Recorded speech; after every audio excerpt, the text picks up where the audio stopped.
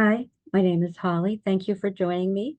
I'm in front of Fort Jefferson here, and this is their lighthouse, which is no longer working, by the way. And thank you for joining this digital discussion. If you have any questions at the end, please let me know and I'll do my best to answer them. There's a lot more information than one would think about Fort Jefferson out there.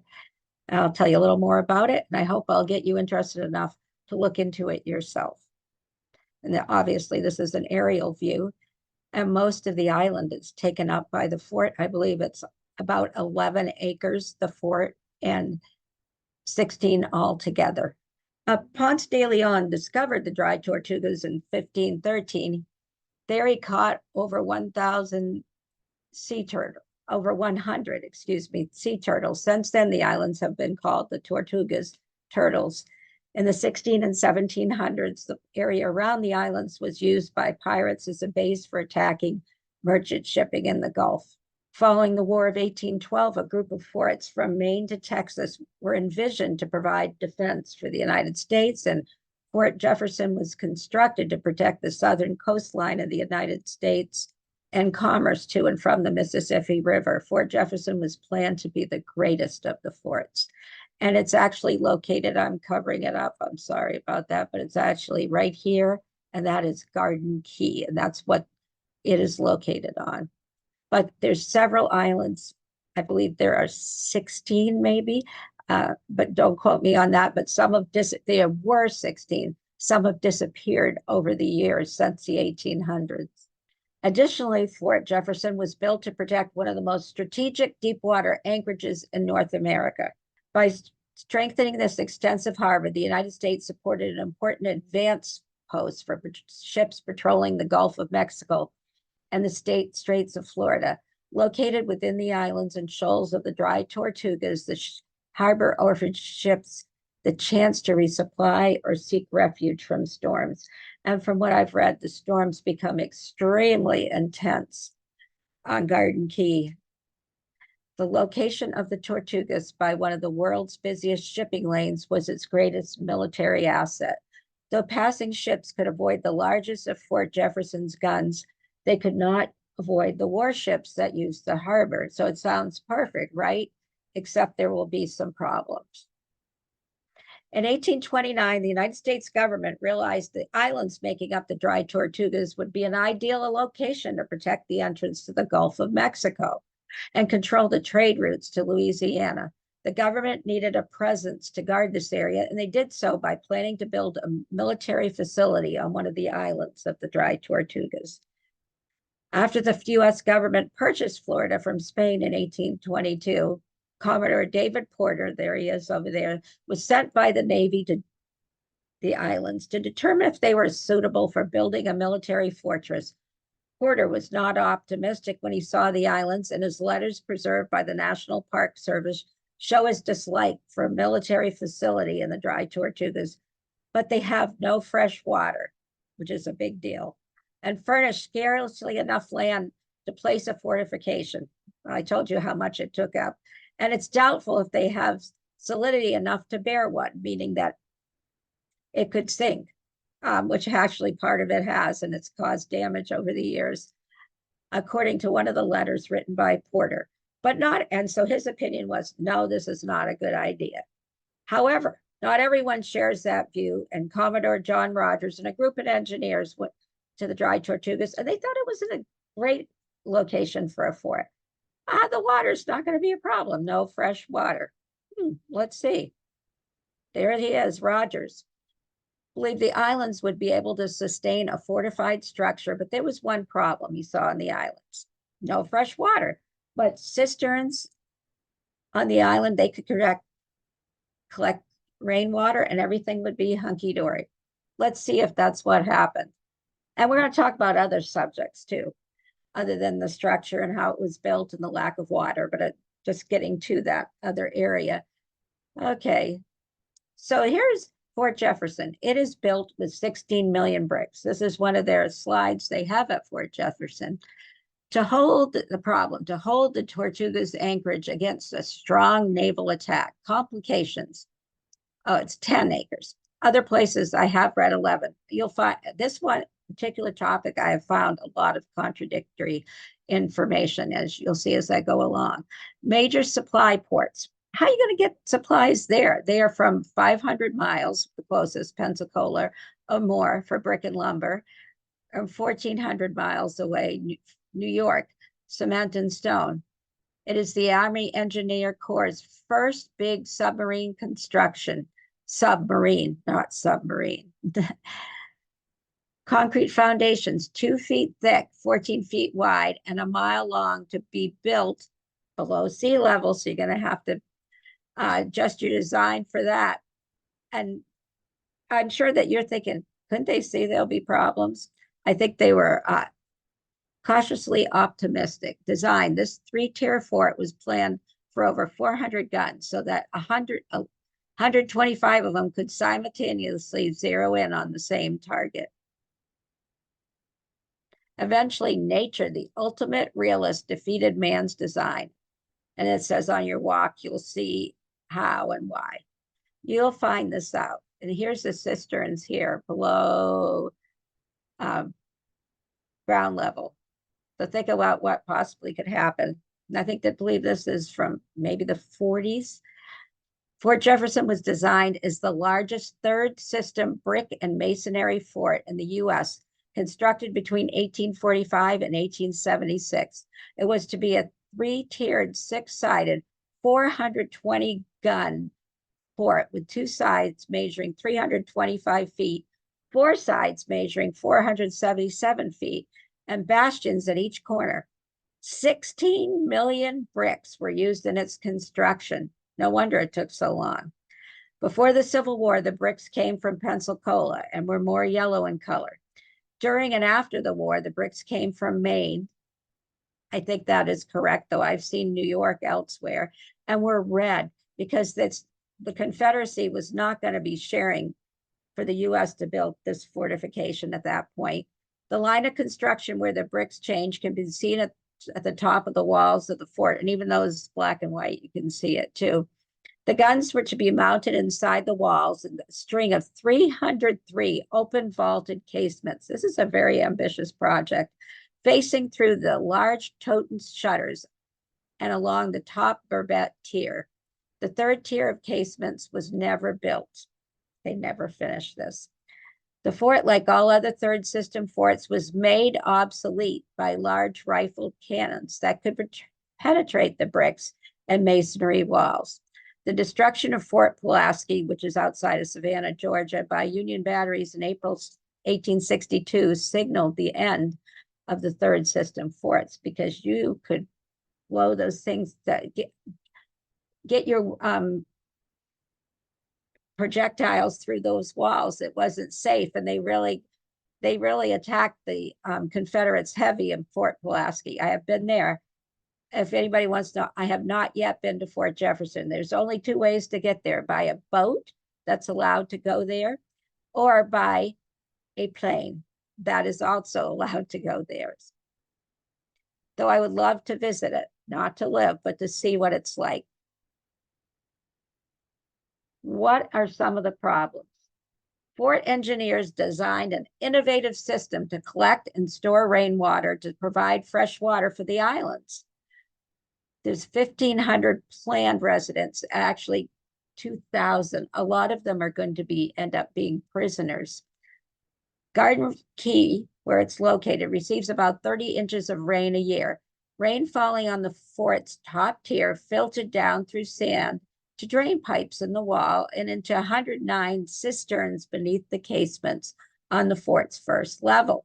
The cisterns could hold a total of 1.5 million gallons. Cracks in the settling fort allowed salt water to enter most of the system. So there goes their whole plan, because you cannot use salt water. But actually they did for a while. I don't even think I put this in here, but there was a time when they ended up having to use it to wash in, to bathe in, to do their laundry in. It was a fiasco.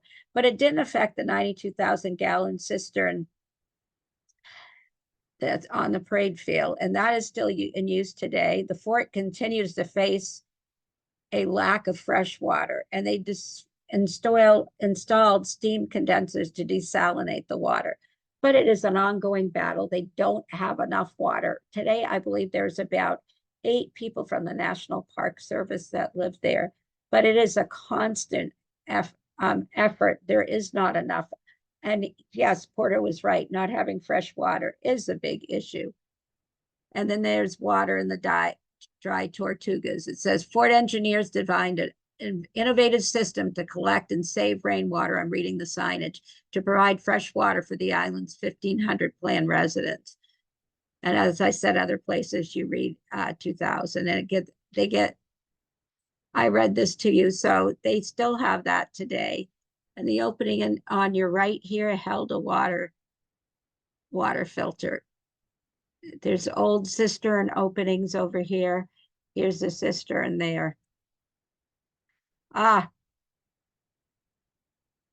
Totten shutters. Construction of Fort Jefferson began in 1846 and continued through the Civil War until the 1870s.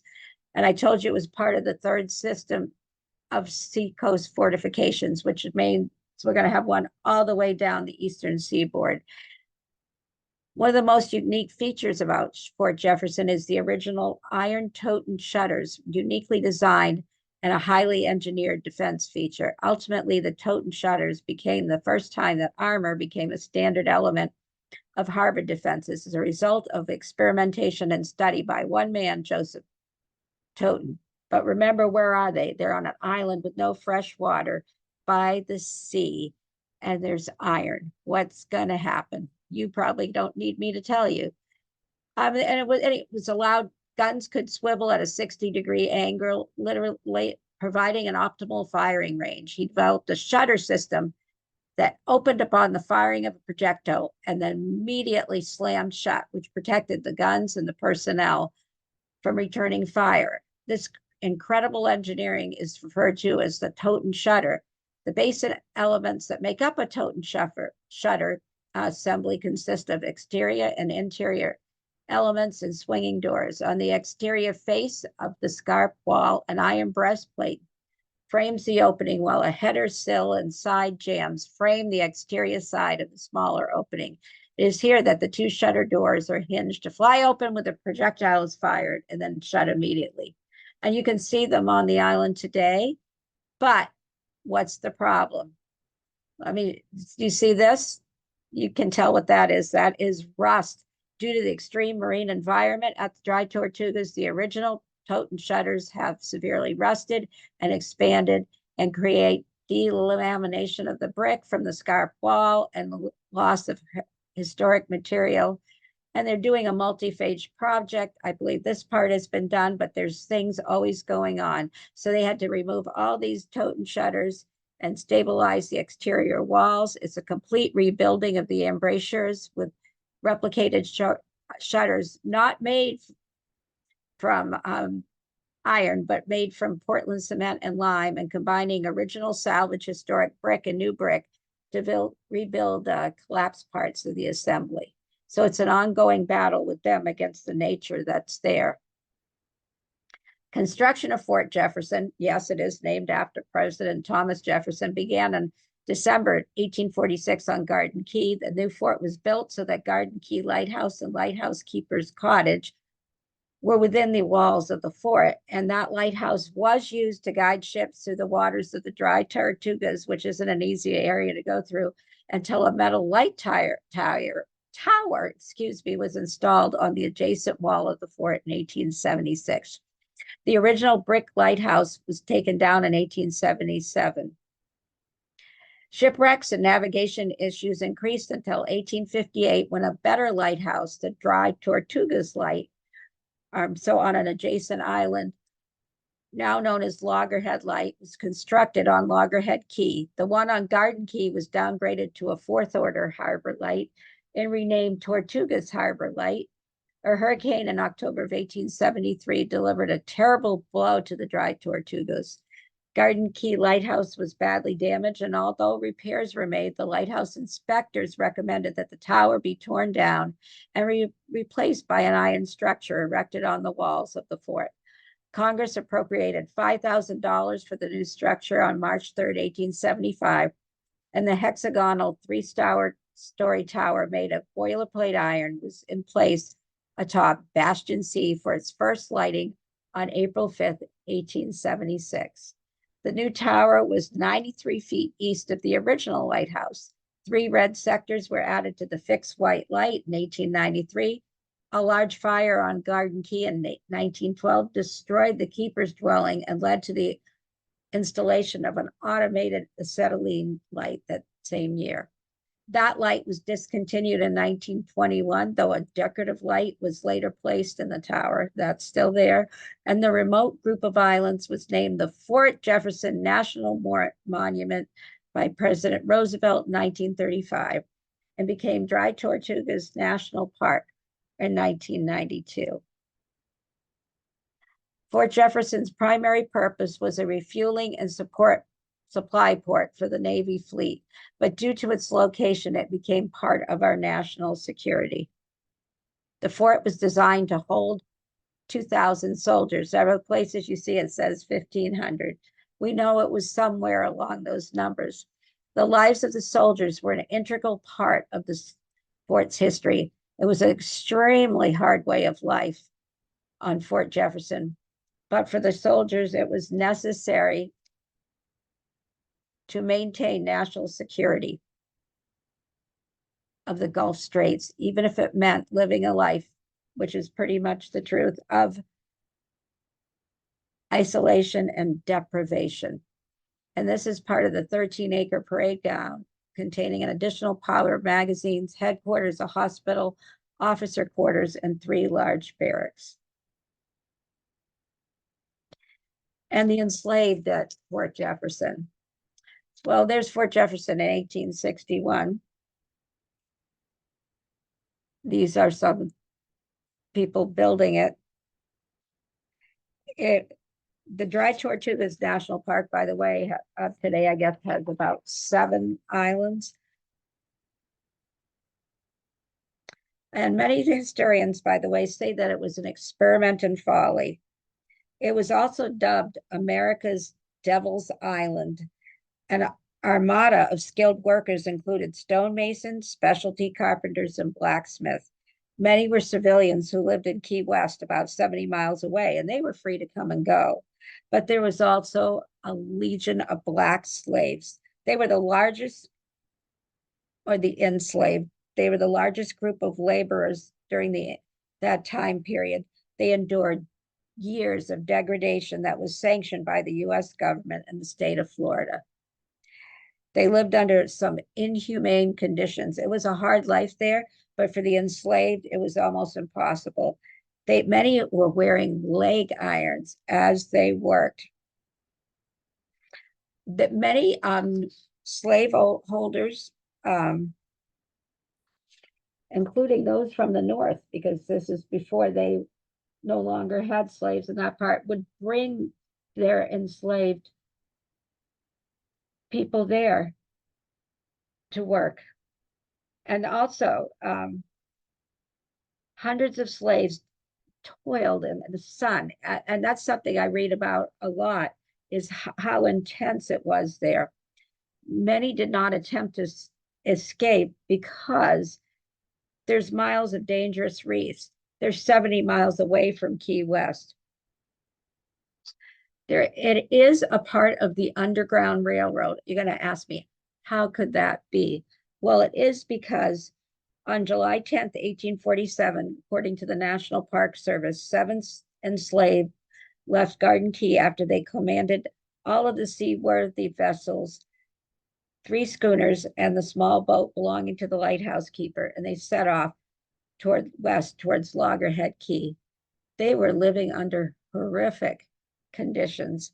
They left behind the Victor, an old vessel that was in bad shape, and the escape was not discovered until the next morning. By then, the escapees had crippled 3 of the boats on the island, and the 7 had sailed away in the schooner Union.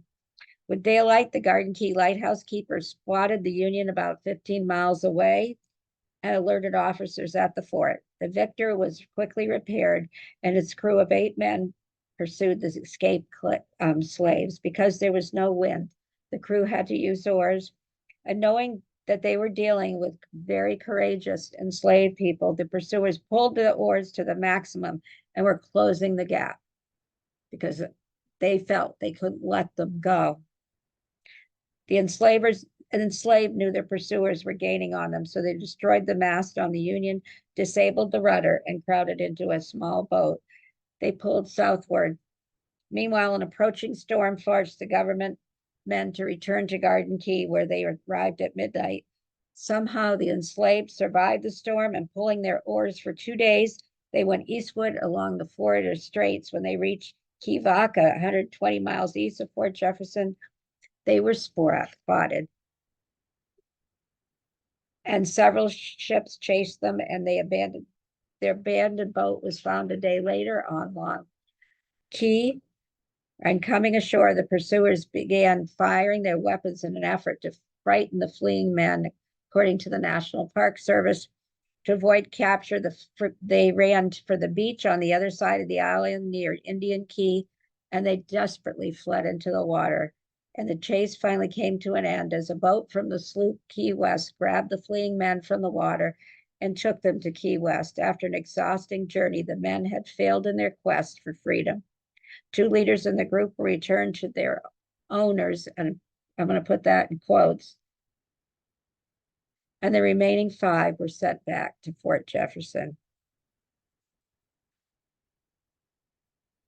And in later times, in the late 1869, a white soldier wrote this story because the escape involved a white prisoner and an unidentified enslaved gentleman. And the escape is noteworthy because they squirmed through the casements of the fort, found a large plank, got to Loggerhead Key. They stole a small boat, sailed to Cuba, and they could have remained free at least for a while. But the white man, the evil man here, Adair, had not been a scoundrel.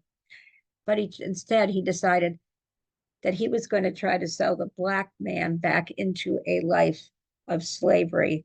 The betrayed black man told the Spanish authorities all about their escape, but both men were taken back to Fort Jefferson in leg irons. Here's what the government says about this. It says enslaved African Americans endured countless hardships. This is the National Park Service, to be specific, during the construction of Fort Jefferson. By 1863, the use of enslaved people was discontinued at this remote outpost. African Americans returned 2 years later, not in bondage, but as soldiers. Though I will tell you, they were not treated the same as all soldiers. No longer denied their freedom, by 1865, African Americans had become the guardians of freedom, and that's from the National Park Service. 20% of that fort was built by enslaved people.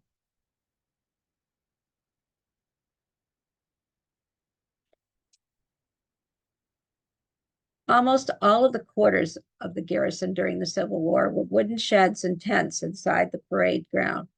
The fort had its own post office, and letters mailed out were marked with a postmark made with a circular hand stamp, though you probably can imagine that it was not the most dependable post office that there was. Union forces seizing Fort Jefferson in 1861, with Major Lewis Arnold commanding.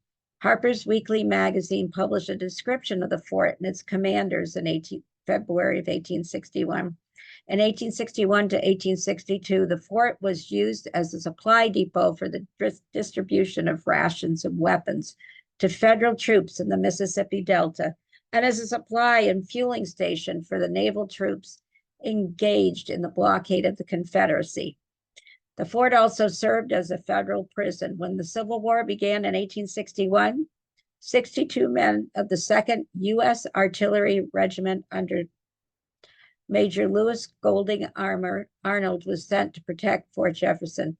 The total population of the fort at that time, now it's going to get very close to 2,000 later, was about 170. By July, more soldiers arrived from the 6th New York Zouaves under the command of Colonel Bill Wilson, and there is one of their battle flags. They were not in a battle there, but later on they will go through many battles. And that is what I chose to represent them by. And I just wanted to mention that during the Civil War and later, there were women, not many, but there was a woman at the park. And this was from the Dry Tortugas National Facebook post on March 10th, 2016. Emily Holder was the wife of an assistant surgeon in Fort Jefferson between the mid and late 1800s. And she was one of the few women that lived here at the time and wrote one of the best accounts of life at the fort. Her journal was published by the Californian in 1892. And thanks to her, we know more about the way of life in the Dry Tortugas. I didn't print it all out to read it to you, but I will tell you that it was very harsh. Hard to get food, hard to keep things dry, harsh storms, lots of illness, disease, bugs. I read about that all the time. Fleas, mosquitoes. It's an interesting read, so I suggest you check it out. There were a handful of women there. They would have been with civilian employees or military men that had rank, like colonels and things like that, but not many. And she was probably the one that was there the longest. The 7th New Hampshire Volunteer Infantry arrived in March of 1862 under the command of Colonel Haldeman Putnam to relieve the Zouaves.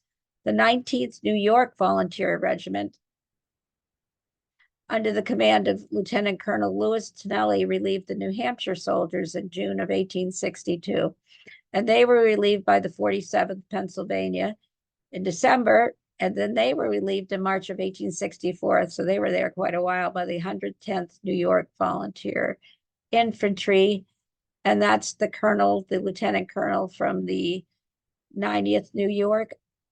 And down here is the 7th New Hampshire. It's on Fort Jefferson. Terrible picture, but I thought I would put it in there. And yes, that was a very hard way of life. And there were prisoners on there. So that was their major duty, was guarding the prisoners in addition to keeping the fort safe and secure. And I have to tell you that it was never fired upon, fortunately. And it also was never finished. And also there were the 82nd U.S. Colored Infantry, who were stationed there from September 1865 to January 1866. And they also use this one for the U.S. colored troops that go from Key West to Fort Myers. So I'm not sure exactly which U.S. colored troops they were, but they were there. And I'm a New Hampshire native, so I'm going to focus in sharing the soldiers' experience. I chose to focus on the New Hampshire men, and this is their battle flags, and they're going to go through some horrific battles, including one in Florida that I talked about just a couple months ago. And if you saw the movie Glory, they also go through that same battle, Fort Sanders. And this is their colonel, Colonel Haldeman Putnam. And by the way, he will be killed at the battle, Fort Sanders.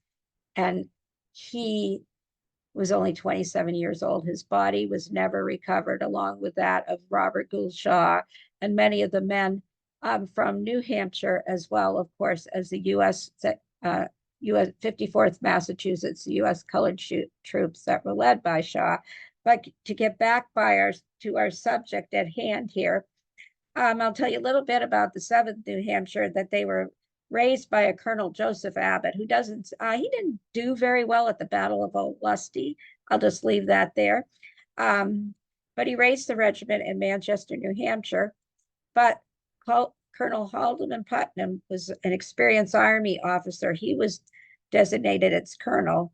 And so they left New Hampshire. They go many places. They went to New York. We're going to talk about one of the men and his observations, what happened there. The man in uniform was named Calvin Shedd. And the 7th New Hampshire, after they were in New York, they went to the Dry Tortugas and the Florida Keys. And That is where, as I told you, the rations and munitions of the fort to military outposts they were delivered to military outposts in the South. Shedd traveled to Florida with a portion of the regiment on the ship, the Tycoon, and this vessel was an incubator for disease transported from the unsanitary camp conditions from New York City, which was also a hotbed of disease. A second vessel, the Mallory, transported another portion of the regiment, and while stationed at Key West, the regiment spent time unloading cargo transport ships, improving the fortifications at that post, and performing drills and standing guard duty before they're going to go to Fort Jefferson. In their spare time, the men hunted bird and turtle eggs. And by the way, I probably didn't mention it anywhere, so I want to tell you now that Fort Jefferson is also a bird sanctuary today, collecting shells and exploring nearby islands. They were there for 3.5 months.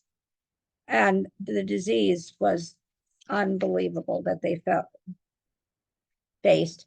And Calvin Shedd, who I'm going to talk about, is 35 years old, and he served for 2 years in the 7th New Hampshire Infantry, and he was mustered in as a private and then goes to a sergeant, a second lieutenant. And I'm going to read you from a book called Men of Granite, New Hampshire Soldiers in the Civil War. There's just a couple little sections I could talk on and on about this. I will mention that to be completely frank with you, this is written by my husband before he left New Hampshire, published after he left New Hampshire by the University of South Carolina Press, because there's lots of men from New Hampshire stationed there, but they also were in the dry Tortugas. I'm just going to read a couple of little parts here. From his new post at Fort Jefferson in the dry Tortugas, Corporal Caleb Dodge of the 7th New Hampshire described his surroundings to his brother David. Fort Jefferson is one of the largest forts Uncle Sam got. When it's done, D-O-N, spelling is very creative, will mount 600 guns. It's 1 mile around, and it encloses 13 acres of land. I'm reading it. This is the original spelling. So it's sometimes a little tough to read.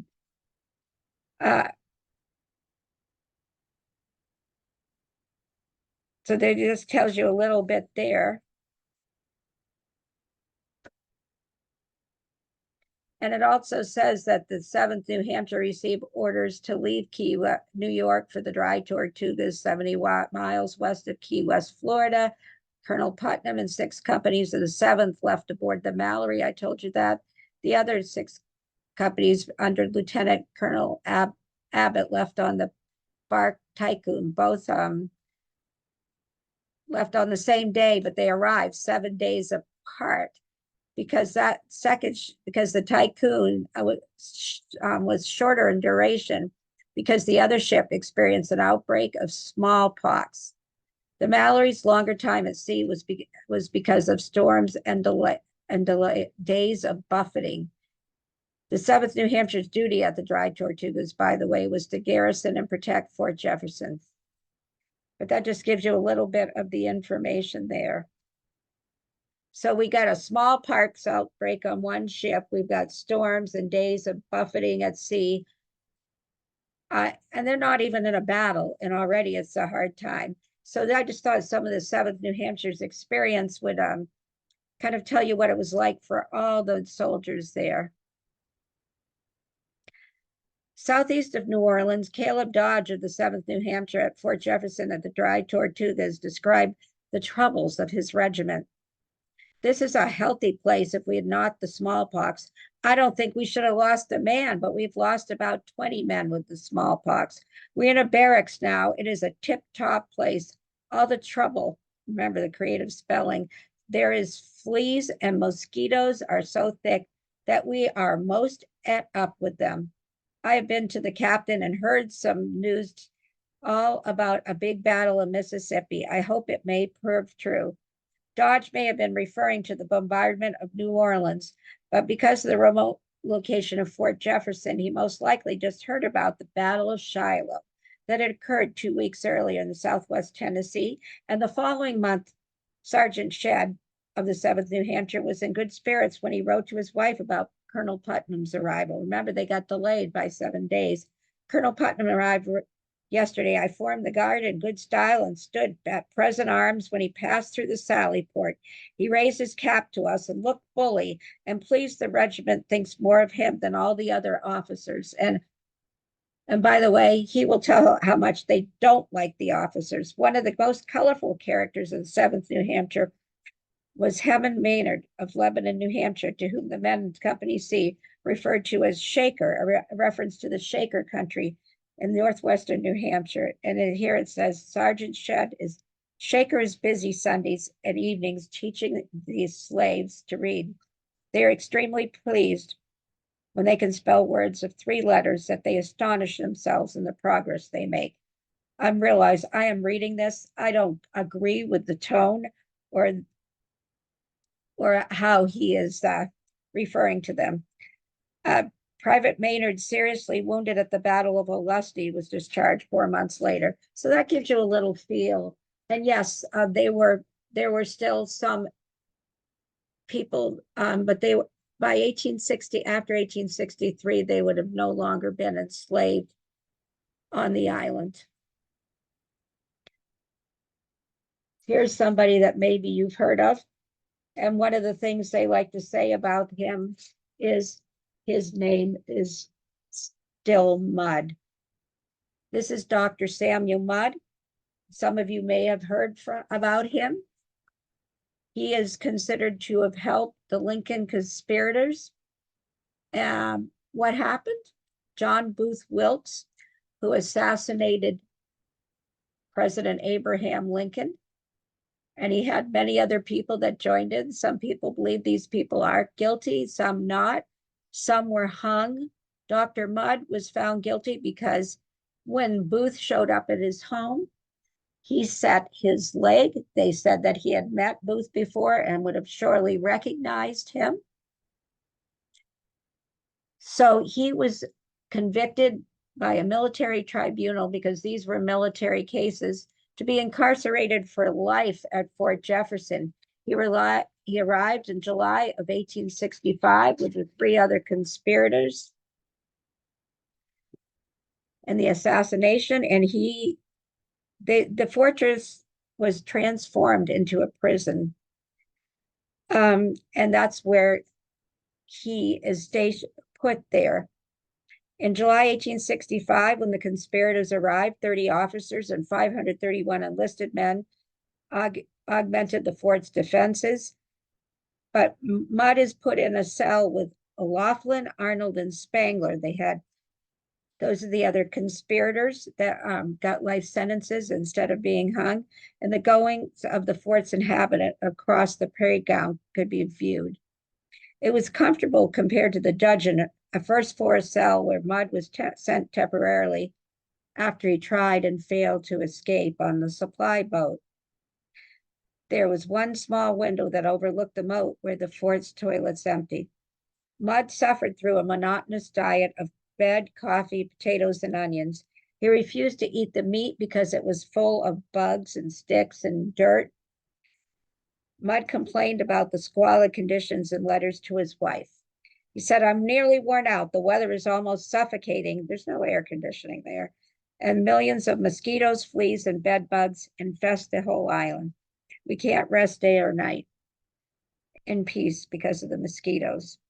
And this was a fertile breeding ground for yellow fever, that the mosquito there's a certain type of mosquito, and I can't pronounce, Aegypti or something like that, because there was no natural source of drinking water. The dry and the dry Tortugas, those condensers to desalinate the water.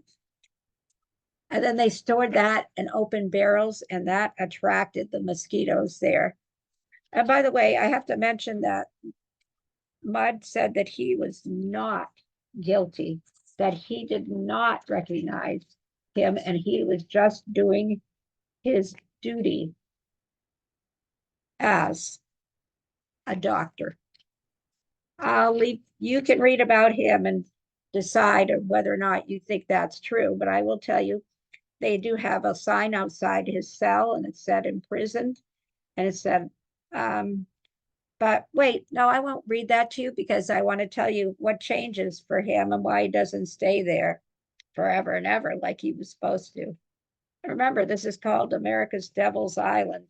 Well, I talked to you about yellow fever, and it's going to continue to get worse. And that is the area above Dr. Mudd's cell. Going back to this time, people didn't know what caused yellow fever.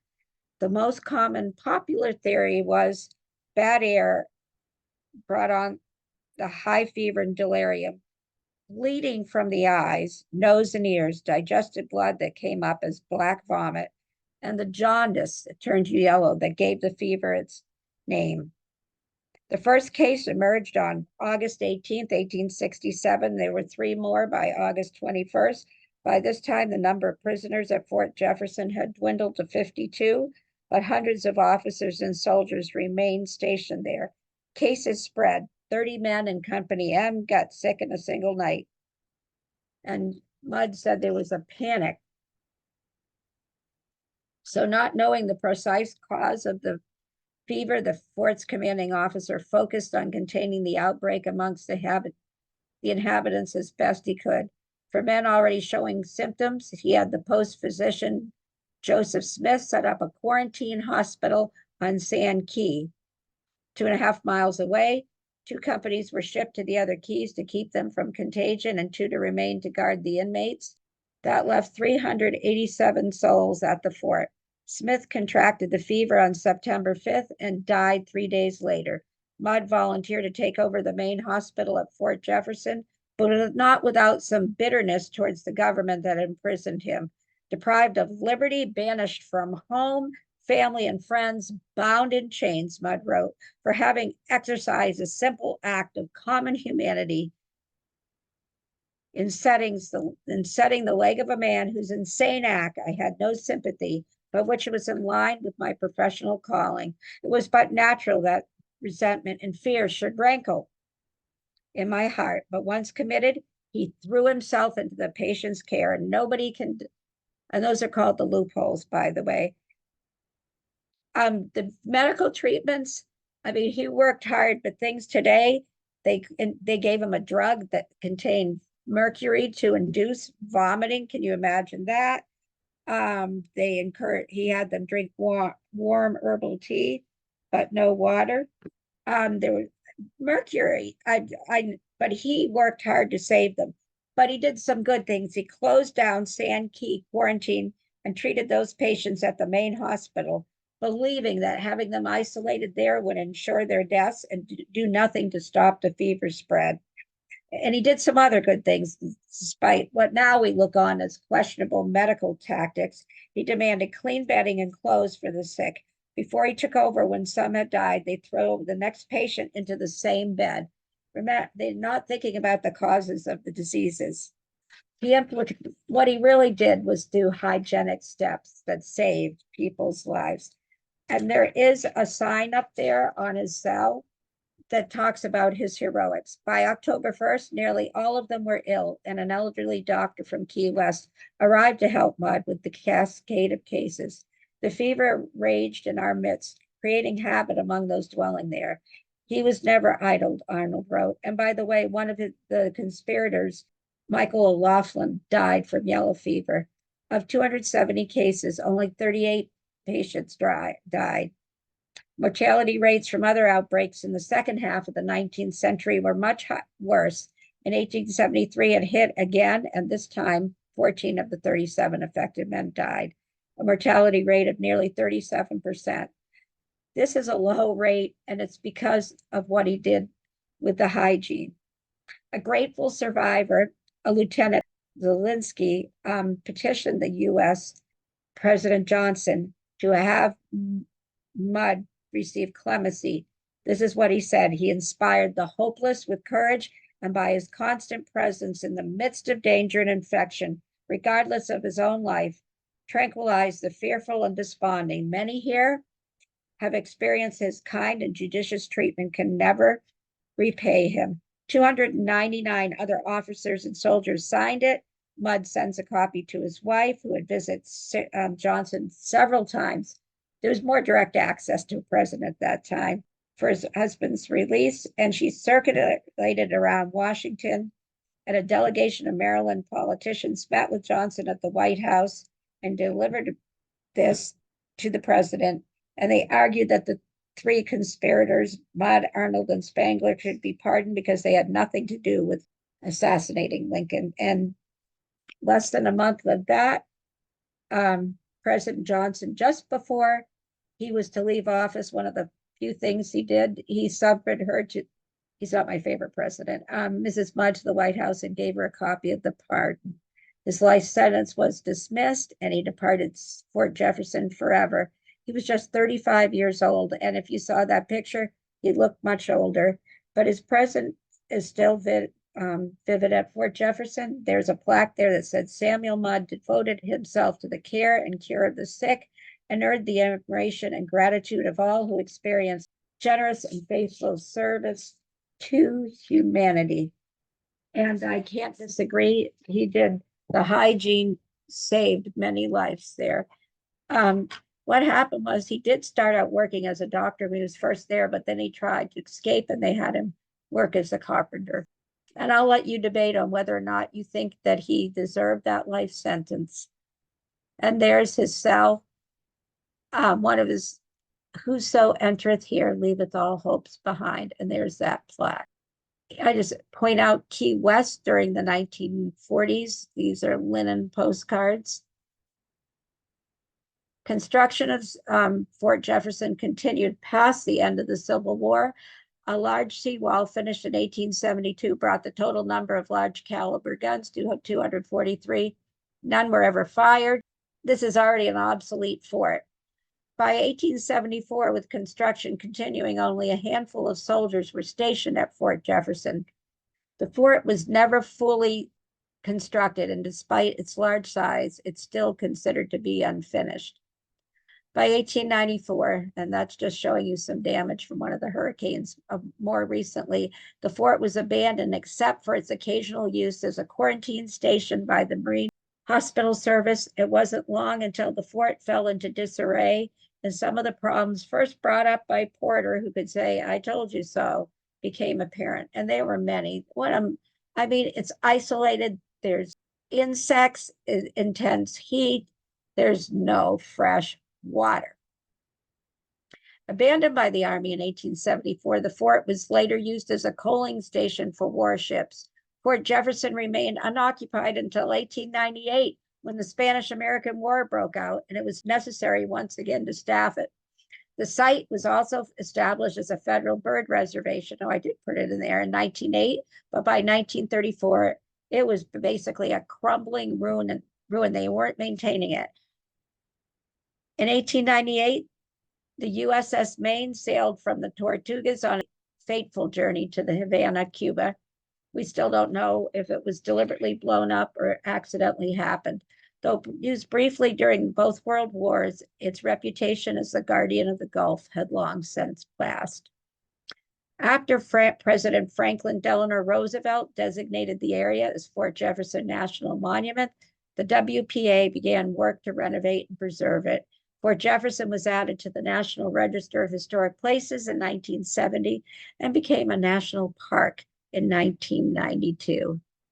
And that's a picture of it. A watercolor captured an island within the dry Tortugas with a hospital, so we can assume that was done. Somebody did that during the Civil War. And remember, I told you things have disappeared today. Let me tell you a little bit about this. Several islands were used with small structures as quarantine hospitals, which we now know was a horrible idea in the 1860s. While the plainly built facilities on the island were minimal at the time, the transfer of the sick and dying patients to these small islands isolated them where they were more likely sometimes to die because they weren't receiving the same kind of care. On the other hand, some people believe some people survived because Fort Jefferson was so congested. And they also used it again between the 1880s and the 1900s as an isolation hospital. So guess what happened? They found this stone. Some of these islands have disappeared. I told you that. They've lost a number of them. And somebody within the past couple of years discovered that there was a cemetery on this now submerged island, and they found this soldier's stone. John Greer and other individuals are ongoing to find more about them. That had gone undetected for many years. It's now been discovered, and this is now underwater. They are not going to move it at this point, but they're going to research and do archaeological monitoring of it. So nobody knew it was there until a couple of years ago. Isn't that amazing? So many people died. And I was talking to my husband about this. Nobody wants to die, and nobody necessarily wants to die in battle, but going and dying to serve your country and dying of disease, for some men, that was more difficult than even going into battle. Not for all of them. For example, the 16th New Hampshire was stationed in the swamps of Louisiana, where they died in huge numbers thanks to mosquitoes, but they never saw a battle. So ongoing, here we go. This is what happens. We have had 2 hurricanes in recent years. 2017, this is a moat around it. It broke, and it got worse in 2022. Irma and Ian, and the work is still ongoing. Today, I know the camping area that they have on the island is not going to be available right now while they do some work. There are people still stationed there. I mean, this is a huge part of our history that a lot of people don't know about. It was never finished. Did it serve its intended purpose? Well, it never fired, but was it enough? It was never fired upon, nor did it fire at anyone. But was it enough to deter people from doing something in that part of the Gulf? Perhaps. Here is some of my sources. This has been a really interesting experience for me. I have never been. I would love to go. I'm not an expert by any means. By the way, there's also a fort on Key West, Fort Taylor. I always appreciate your support. I hope I've inspired you to go visit. There. I would love to go sometime too. I don't think I'd ever want to be stationed there with the National Park Service, but I appreciate you joining me. Thank you. If you ever have any questions about my sources, anything that you want to suggest for a talk, let me know. Thanks so much for joining me, and I'll see you next month. Thank you all. Bye-bye.